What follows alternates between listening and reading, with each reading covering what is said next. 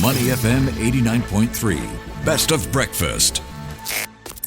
Companies to watch. All right, lots going on in the markets these days, and we turn our attention to the Chinese tech space today. That's right, Ryan. We're going over to China for today's companies to watch. All right, Ryan. Spotlight is on a company that you might have engaged its services on before. How much of online shopping do you do? Quite a fair bit. So I go to usual places, Shopee, Taobao. What was the last thing you bought? Wow, that's a tough one. I bought some clothes online. Ooh, I see. Are you rocking that mustard shirt? Is that a shirt that you bought online? Yeah, that's one of the things, actually. Yeah, how about you? What do you get up to? Well, the last thing I got was a Labubu. There's a present, right? Not for yourself. No, of course not. Right? Okay. I never have had that craze before. But yes, today we're spotlighting on Alibaba Group Holdings. Now, long known as Chinese e-commerce giant, Alibaba has pulled off one of its most impressive market rallies in years.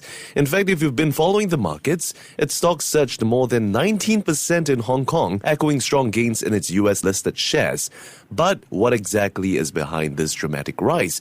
Well, it lies in the combination of robust earnings and a serious leap into artificial intelligence and cloud computing.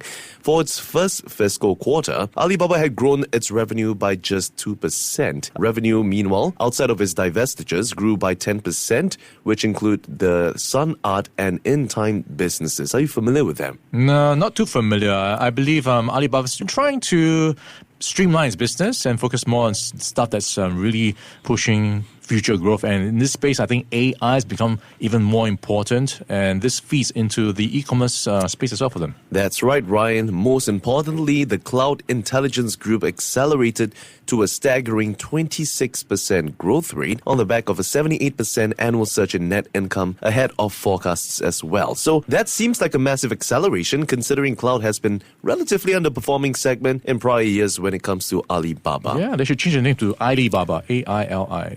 Okay. All right, Ryan, I'll give you that. Now, the star of the show wasn't just raw revenue growth, but the fact that they finally showed profitability improvements in this space. And remember, investors have long been worried whether Alibaba was able to make full use of its AI capacity and just make a difference within this space, especially since we're seeing how a lot of competition has been stirring up the landscape in recent years. Well, lately, its sprawling empire was also diluting shareholder value, and we're seeing how its cloud arm producing tangible returns, which might bring in some confidence back to markets, especially since it's not going to be establishing itself as just a marketplace operator, but as a serious technology infrastructure provider. I think there was a question about how much can you monetize AI. I think to some degree, the latest quarter answers those questions quite decently. The staggering triple-digit percentage gain that we're seeing in their AI space does show some good profit gains and also some growth in this aspect. Now, that helped assuage investors' nervousness about the fallout from a worsening battle with the likes of Meituan and JD.com in internet commerce. According to Saxo chief investment strategist, AI revenue and robust cloud sales thus reflects Alibaba's repositioning for longer-term relevance, at least within the tech stack, not just retail dominance. What do you make of this shift then? Yeah, it's promising, especially when you talk about the price wars going on in China for the e-commerce space, and I think food delivery space that Alibaba is also part of. So the cloud side of things a bit more brighter in the sense of the potential and the outlook. Yeah, I was just reading an article the other day, right? I mean, how much would you be willing to pay for a cup of coffee to be delivered to your house? Gosh, probably not more than a coffee for sure. Okay. So that means the margins that come with it are going to be really tough to, get enough of. Now, based on what I remembered, I think a cup of coffee with delivery included would go as low as $1.30 in China. Yeah, so that goes to the point of how much you need to spend to really grab market share, and that's a lot of spending before you can even make money. So that part of the business, not as promising as what seems to be a more profitable, higher margin AI cloud side of things. Yeah, it does seem like it would be also quite stiff in terms of the competition in that landscape, because we're seeing how at this point in time, these bigger players are just fighting for greater market share by seeing who's able to take a lower price for the consumers. Now, the question on investors' minds today would be whether Alibaba would pursue that margin-eroding competition at a time it's declared record amounts of spending towards developing its AI services and computing. And one of the most striking developments within Alibaba's latest venture is its move to develop its own AI chips. Oh, okay, going its own way. Yeah, it's not just a side project, it's a calculated response to the tightening US-China tech rivalry and the export restrictions on advanced semiconductors. Now, more specifically, according to Economic Daily News, sources have said that Alibaba has introduced a new AI chip that's more versatile than its predecessors, that's aimed to fill the gap after NVIDIA faced regulatory hurdles in selling to China. Yeah, so I think the US will probably be on their toes because this is one scenario that might backfire on them, keeping restrictions, and then China finds its own chip. Exactly. So just being independent on its own, it seems like this might be a huge competition that NVIDIA may face in the near future. Now, the chip, it's still in testing, but it's reportedly produced by a Chinese manufacturer rather than by TSMC. And by designing chip in-house, the reduced dependency on NVIDIA helps them to position itself as a strategic player within the global AI supply chain. So yes, like what I've said before at the start of the show, now the market's reaction was rather swift. In a single day, Alibaba added nearly $50 billion in market value. Stocks surged more than 19% and settled at about 137 Hong Kong dollars.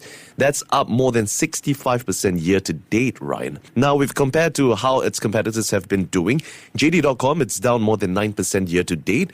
Meituan down more than 30% year to date. So it does seem like, their latest venture into the AI space seems to be paying off. Yep, I think so, looking at the numbers.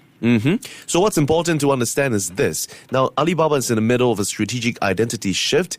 While e-commerce remains its cash cow, the narrative might be changing. The rally that helped energize the broader AI sphere, we're seeing the likes of Ernie's developer Baidu gaining as much as 5.8%, while Tencent Holdings also climbed. So it does seem like there's a lot of heat and a lot of this optimism going into the AI space. But of course, it's not exactly all smooth sailing. On the negative side, we're seeing profits decreasing at Alibaba with adjusted non-GAAP and earnings before interest, taxes, depreciation, and amortization. They've all fallen by 11%. So the company put big investments behind its Taobao Instant Commerce initiative, which aims to deliver packages within an hour, as well as associated marketing efforts. These were some of the reasons as to why it impacted their bottom line. So it really does show that, they still want to be quite present within the space of the e-commerce and the delivery landscape. But it does seem like, the shift towards AI might be paying off in the near future. Yeah, paying off as well. I think not too long ago we had the crackdown by regulators on the tech space, but now there's a change in tone when it comes to Chinese tech, especially when you think about the DeepSeek effect. You've got AI really taking off in China, and some of these players now are really also starting to find their own ways to be part of that conversation. Yeah, this ecosystem is rather, dynamic after all. So it really seems like there will be a new innovation coming in, or at least within the next couple of foreseeable future when it comes to China. Now, then again, we have to remember that developing chips in-house is easier said than done. Execution risk is high and geopolitical pressures remains a wild card, especially since the Chinese regulatory landscape, it's still a rather looming factor. And global investors today still remain cautious when we're thinking about investing in AI in China. But the upside seems clear. It seems like Alibaba's success, if they're able to successfully execute on AI in chips, it not only strengthens its domestic dominance, but also opens the door to competing globally in one of the fastest growing tech frontiers. So to sum it up, it does seem as though Alibaba's latest surge isn't just about a short-term rally, Ryan. It's about a company that's reinventing itself from an e-commerce giant to an AI powerhouse. So the verdict for me for Alibaba has got to be a heart. All right. What say you, Ryan? Quite a clear story where growth is going to be all things AI in time to come, and they are in a sweet spot. Yeah, certainly one of the most compelling companies to watch, not just in China, but in the global technology race. And that wraps it up for our analysis of today's Stock in Focus, Alibaba. Ryan, if I had a business idea, would you be leaving a six-figure paying job to work with me? I would consider it. Oh, Yeah. why is that? When do we start? Okay, let's talk about it off air. Now, Jack Ma did, okay? He managed to convince Joe Tsai, one of the key members of the founding team, to leave his $700,000 job to join Alibaba for $600 a year. I guess it was trade-off? something that he wanted to pursue, a passion project. Yes, crazy decision, but one that certainly paid off. So what happened to Johnny Cash when he purchased the house? He was cashless? No, he becomes Johnny Debt. And that's all we have for Alibaba. Before acting on the information on Money FM, please consider if it's suitable for your own investment objectives, financial situation, and risk tolerance. To listen to more great interviews, download our podcasts at audio.sg or download the audio app. That's AWEDIO, audio at the App Store and Google Play.